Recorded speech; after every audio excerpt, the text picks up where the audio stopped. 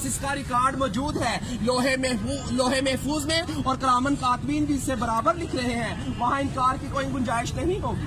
وہاں چھپنا چاہو گے چھپ نہیں سکو گے، وہاں بھاگنا چاہو گے بھاگ نہیں سکو گے. میرے بھائیوں، ہم تو ناچنے گانے والے تھے، اللہ پاک نے کہاں گندگی کے ڈھیر سے اٹھایا، کہاں انبیاء والے کام میں بٹھا دیا، اور آج لا کے آپ لوگوں کے سامنے کھڑا کر دیا.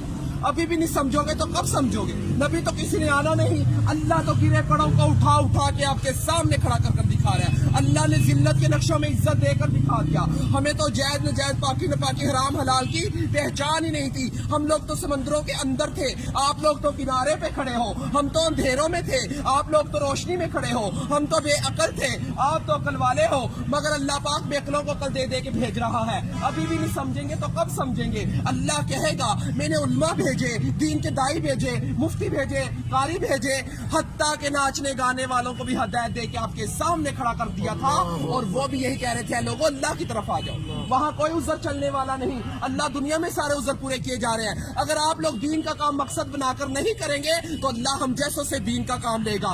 اللہ کسی کا محتاج نہیں ہے، ہم سب اللہ کے محتاج ہیں. ابراہ کے لشکر کو اللہ پاک نے پرندوں کے ذریعہ ابابیل کے ذریعے ہلاک کیا اور بیت اللہ شریف کی حفاظت فرما کر دکھائی. نمرود کو ایک مچھر کے ذریعے ہلاک کیا. جس بادشاہی کے تخت پر بیٹھ کر وہ سجدے کروایا کرتا تھا، اسی بادشاہی کے تخت پر بیٹھ کر اللہ پاک نے اس کے سر میں چتر مروا کے دکھائے. اللہ کسی کا محتاج نہیں ہے، ہم سب اللہ کے محتاج ہیں. میرے بھائیوں، اگر یہ تبلیغ کی محنت نہ ہوتی تو ہم جیسے کیسے راہ راست آتے؟ یہ کام بالکل حق اور سچ ہے میرے بھائیوں، یہ انبیاء والا کام ہے. نبی تو کسی نے آنا نہیں ہے. اگر یہ تبلیغ کی محنت نہ ہوتی، چور فراڈ زنائی کیسے راہ راست پہ آتے؟ یہ وہی محنت ہے میرے بھائیوں. اس محنت نے ہمارے اوپر کرم کر دیا. اللہ ہمارے بزرگ دین کی حفاظت فرمائے جو یہ کلمہ لے کر ہم تک پہنچے. ہم تو اللہ کے حکموں کو توڑ رہے تھے، نبی کریم صلی اللہ علیہ وسلم کے طریقوں کو چھوڑ رہے تھے. کہاں سے جنت کے حقدار؟ جنت کا حقدار وہ ہے جو اللہ کے احکامات اور نبی کریم صلی اللہ علیہ وسلم کے طریقوں پر زندگی گزارے گا. تو میرے بھائیوں، اب کسی نبی نے نہیں آنا. ختم نبوت کے صدقے یہ کام میرے اور آپ سب لوگوں کے ذمہ ہے کہ ہم کلمہ گو والے بن جائیں، لا الہ الا اللہ محمد رسول اللہ کی دعوت دینے والے بن جائیں.